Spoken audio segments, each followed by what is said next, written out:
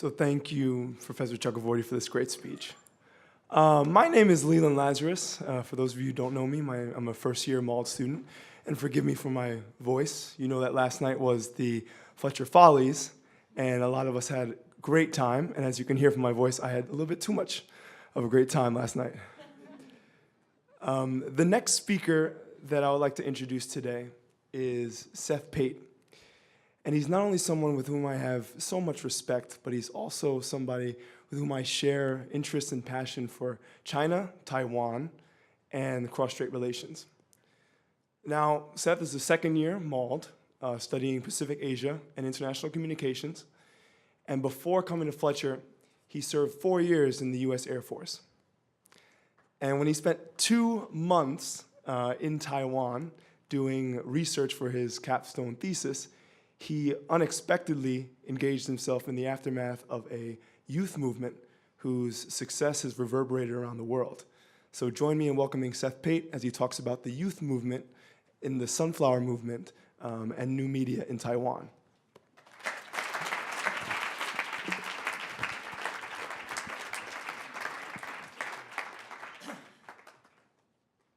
Leland, thank you so much, and thank you all for coming, and good evening. I appreciate you coming to listen to us, especially after Follies and on reading day. I'm Seth Pate, and I'd like to start with a request I have of you. If you could think of what your reaction would be if one morning you were browsing the New York Times on your tablet PC, of course, and you saw a story in which a bunch of Georgetown students, maybe from the School of Foreign Service, had occupied the US legislature. And I don't mean the grounds, I mean the actual building itself inside. They're very angry, they've got on Rage Against the Machine t-shirts, and they're singing the Clash songs, and they say they're not going to leave until the US withdraws from NAFTA. I would wonder if I had maybe gone to see The Onion instead.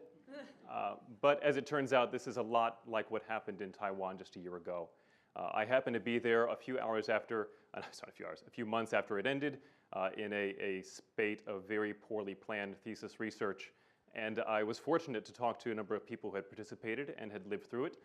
And what I found was surprising. The students were successful in their movement. And I concluded that it was because they were able to use new media in an effective way. I want to talk to you about that now, about the movement and their methods, because I think it bears relevance for the issue of activism, and specifically tech activism, not only in Taiwan, but throughout the world. Now, what worried the students was a cross-strait services trade agreement. It was called the Fumao in Chinese for short. It was a bill that would liberalize the services trade between the Chinese mainland and Taiwan. And this was seen as a great victory for the Kuomintang, the KMT, the incumbent political party that rules in Taiwan. But the students weren't upset so much about the particular economic aspects of the bill. Rather, they were concerned about the way in which it was passed. They thought that President Ma Ying-jeou and his staff were more concerned about their political legacies than they were about the potential economic impact the bill might have on Taiwan's services sector. They thought that he had tried to push the bill through in a haze of obscurity through the legislature. They said it was encased inside of a black box, that there could be no public debate on the issue and no peering inside to see the contents. So they decided to act. But I think there was something deeper motivating these students into such a drastic action. As you may know, the People's Republic of China in Beijing claims Taiwan as a province. And the KMT in Taiwan don't disagree with this. They just don't want to be united with the Chinese Communist Party. But there is a contrasting story, one that holds that the Taiwanese people constitute a distinct national identity that may bear some similarities to Chinese culture, but ought to be politically independent. The students that participated in this occupation had been born in Taiwan. Their parents had been born in Taiwan. They had no wish to be ruled by a government in Beijing. And this led them to view a relatively innocuous trade bill as a Chinese Trojan horse. One of the politicians I spoke to was an opposition party lawmaker, and he was describing the potential Chinese influence in Taiwan, saying that it's easier to trick than it is to bite. So the students that I spoke to who participated in it said that they wanted to take control of their government and prevent that from happening. So one evening in March, this is last year, a few hundred students ran into the national legislature, which I assume is very poorly guarded, and they scared off the few security guards that were there. They took all the office furniture they could find and piled it up in front of the doors and said they weren't going to leave until debate was renewed on this services bill. Now that sounds like a desperate action to you. I would agree, I think it is.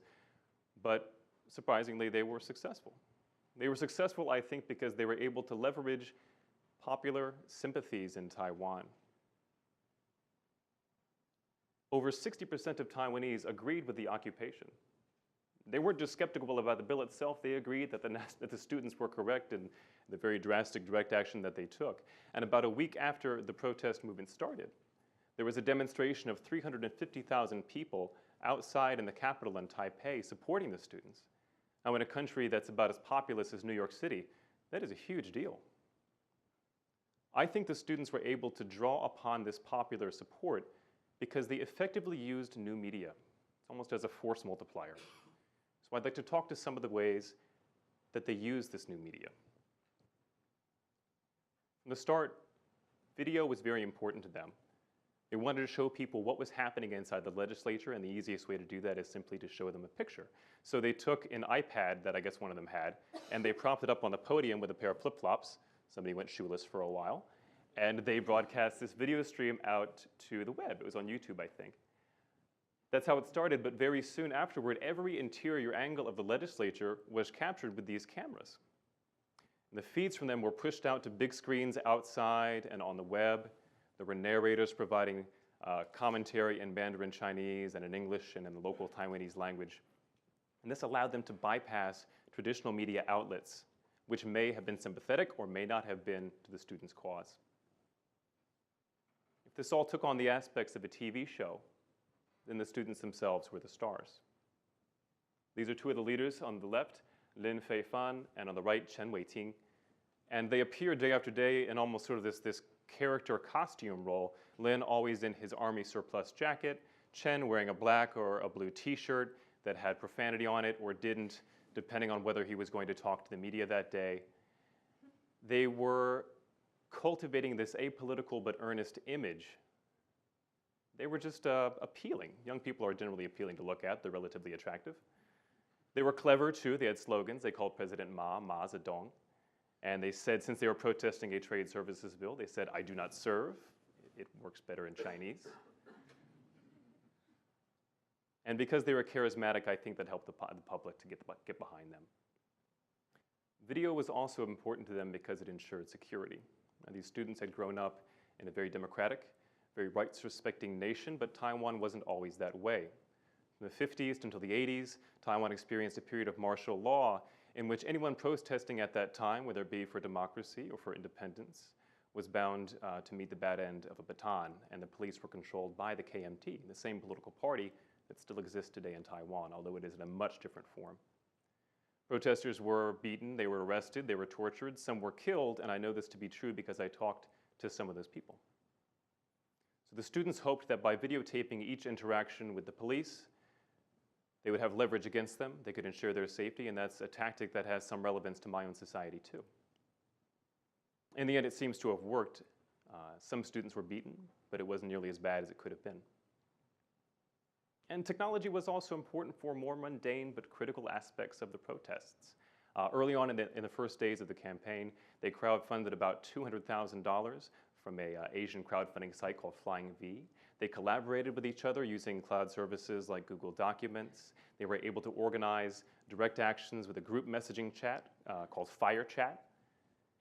And even really simple stuff like food. If you were hungry, you were a student, you were inside, you couldn't leave, of course, so you could go on and fill out a Google form and say what kind of steam bun you wanted, and someone would bring it to you because it's very hard to fight the man on an empty stomach. So even though the political leadership of these groups was important, I think it's the tech activists that deserve a lot of the credit. They were the people that were setting up broadband drops, making sure everyone's computers could connect to the internet, and they were making sometimes from scratch the tools that were used to broadcast those video feeds outside. Now this is nothing new in activism. Activists always use whatever tools they can, and new media has been one of those tools. So this is an evolution rather than a revolution. but I think that Taiwan's sunflower movement is distinguished by its use of video and by moving beyond the existing tools like Facebook and Twitter into more niche and sometimes homemade tools. As it turned out, the students were successful. After about 3 weeks, the KMT endured such political scrutiny and such unpopularity that one of President Ma's own enemies within his party, the Speaker of the legislature, Wang Jinping, sensed an opportunity to embarrass his old political enemy, and he announced unilaterally that debate would resume on the services bill, that it wouldn't be passed immediately. The students were able to claim success. So they all went home after they cleaned the carpets and made sure to put all the office furniture back where they found it. They had a great impact in Taiwan. As it turned out, I think the bigger success of that movement was in making Taiwanese identity a force in Taiwanese politics. And as it happened last year in the local elections that were held about 6 months afterward, the KMT suffered grievously. The opposition party, the DPP, a pro-Taiwanese party, a pro-independence party, was elected to a large number of local positions. We may see the same effect happen in the presidential and national elections next year. But regardless of how that turns out, I think that Taiwanese youth will view this as a cultural watershed, much in the same way that my parents view the civil rights era. The movement has also had an impact in the world. On the left are the protests in Taiwan. On the right are the umbrella protests in Hong Kong later that year. The protesters in Hong Kong used many of the same methods pioneered by the sunflower movement, and even though those protesters were unsuccessful, their actions have relevance in a broader context. They're part of a broader trend.